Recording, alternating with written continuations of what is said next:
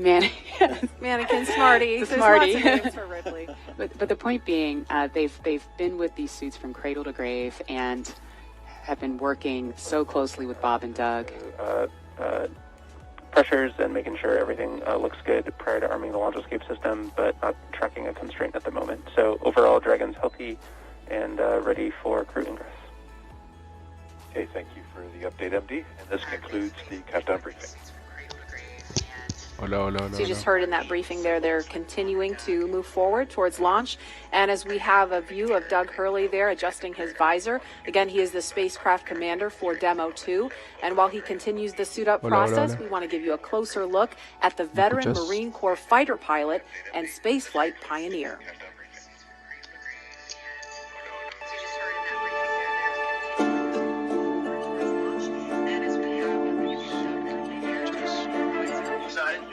Very excited. Yeah, very excited. You feel ready? Feel pumped? Oh yeah, I think we're ready. I think we're certainly ready. Joining the SpaceX Demo 2 test. He is a Marine Corps colonel and test pilot. He was selected as an astronaut in 2000. He piloted Space Shuttle Endeavour and Atlantis for STS-135, the final space shuttle mission. Introducing NASA astronaut Doug Hurley.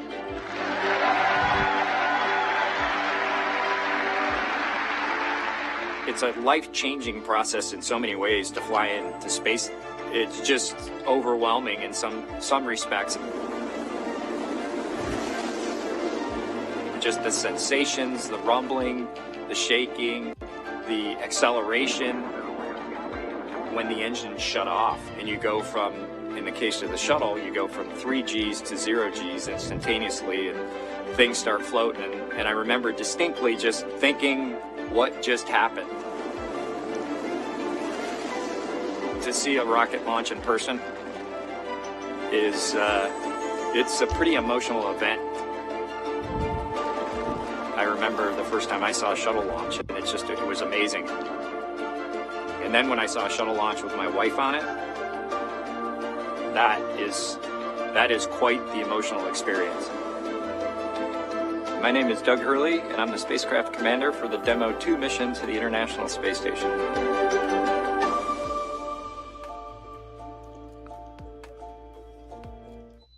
We are doing the first crewed flight for NASA and for SpaceX. So this is the test flight to prove end-to-end from launch to docking to ISS operations and then entry, descent, and landing.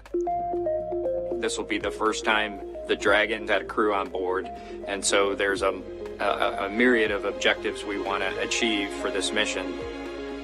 SpaceX has been responsible for design and essentially making this vehicle what it is. What the astronauts bring to the table is the crew vehicle interface. What would work on orbit, what might not work on orbit, what would definitely work, to be able to just have the entire integrated team that's going to support us getting to and from space station, talking together, working through the challenges that simulators typically throw at you. It was really neat being part of it. It's just been an incredible undertaking to see where we've come just in the last 5 years that Bob and I have been a part of this, and to be, shortly flying to the International Space Station with the Crew Dragon. It overwhelms you to think about how many people have, in some way, shape, or form, touched this program and this vehicle to get us to this point. And we are the lucky ones that get to fly it, but we certainly not for 1 second take for granted the amount of effort that so many other people had to put into this to make it successful. For Doug personally, he's worked so hard, through his entire life, to get to where we are right now. As a test pilot, this would be the dream to fly a new vehicle. So it makes me so happy to see that he gets to be part of this mission, the spacecraft commander. I'm just glad to see his hard work and his dream just come true for that. It's been a long road in a lot of ways for not only us, but certainly for all the folks that work in the Commercial Crew Program, as well as SpaceX, in our case, just working to get to this point. It's been a huge amount of sacrifice and time away from home, but the fruits of our labor are coming to fruition.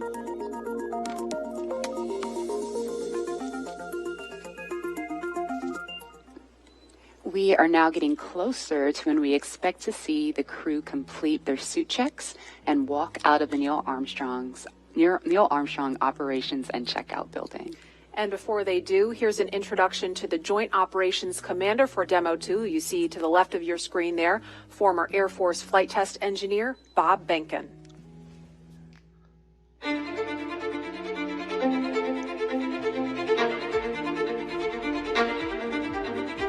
When you go through the launch day preparations, there's a lot of moments that kind of stand out to you. One is the kind of the celebratory piece of it, which is that you're walking out of the suit up room and getting in the vehicle that's going to take you to the launch pad. When you close the hatch, that's really when Doug and I are in the vehicle, and it's our vehicle, and we're really in control of the mission at that point.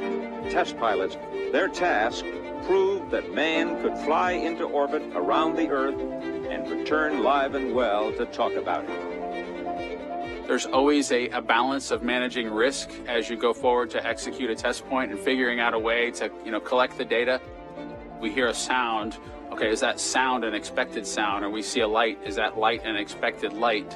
What's the source of it? Does it sync up with something else that's going on or not? So trying to dissect all of that in real time in your head is, a lot of things happen like that on launching of a vehicle. From St. Anne, Missouri, he is an Air Force colonel and flight test engineer. He flew aboard Space Shuttle Endeavour twice. Introducing NASA astronaut Bob Behnken.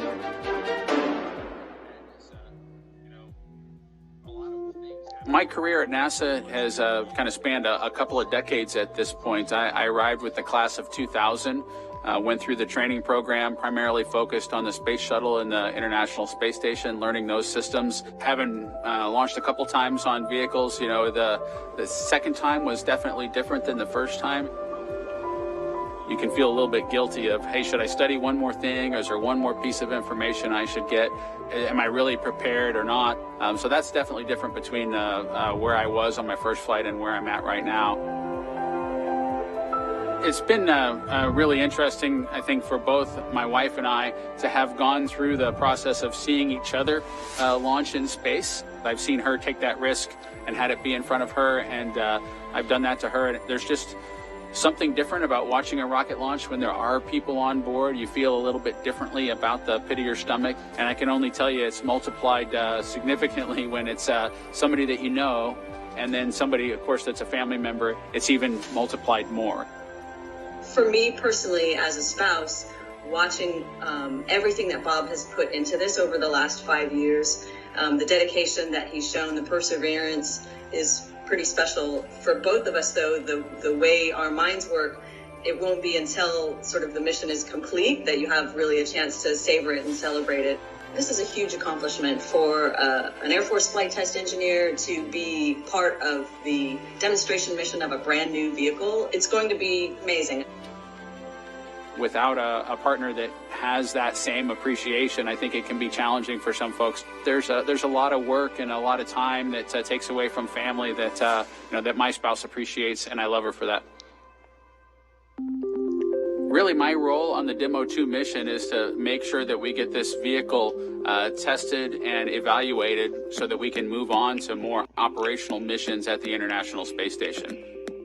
We've got a lot of objectives on board the vehicle that we need to accomplish to really make sure that it's good to go. We'll make sure all those systems are working during the test flight so that the future missions will have them available even if they don't plan to utilize them. Through years of the NASA team helping to share that experience and teaching them the lessons that we've learned by going through this, now there's another capability in the U.S. besides NASA to operate something of this magnitude. When is the last time humans launched on a new vehicle? Certainly on the American side, it's been several decades. Now we're in a time when we've got multiple vehicles under development. It's a great time from a space exploration time frame just to see all that happening, and it's because of this nurturing of the environment being able to pull in a wider group of people who can contribute towards human spaceflight. It's a super cool time. On a deeply personal level, I'm really excited that my son is get a chance to see me launch into space. Being an astronaut has been a little bit of an abstraction thing for him because he's seen me do it in old videos, but he hasn't seen me do it for real. And so I'm excited for him to see this launch. I want to thank the entire Commercial Crew Program team that's worked together to get to this point where we've got vehicles in the launch pad ready to head to the International Space Station.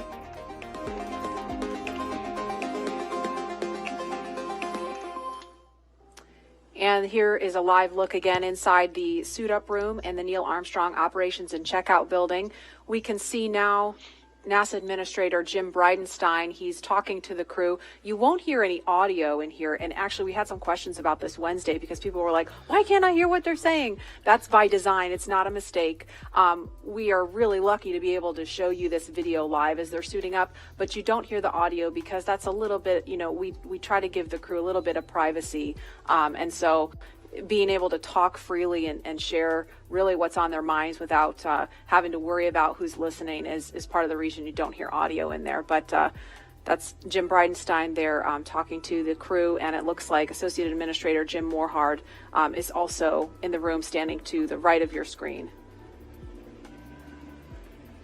And these are great moments to get a last chance to talk to the senior leadership of NASA as they're about to go off and launch into the cosmos. And I think when you look at how Bob and Doug complement each other and how these SpaceX suits, you know, they really complement the astronauts too, because they're more form-fitted, they're custom-made, and this is a moment where they're getting ready to, you know, do the real deal. And Lauren, I think, you know, the integration of the suit and the vehicle and these seats is just really, really impressive how y'all at SpaceX did that. Yeah, the primary purpose of the spacesuit, it's a pressure suit.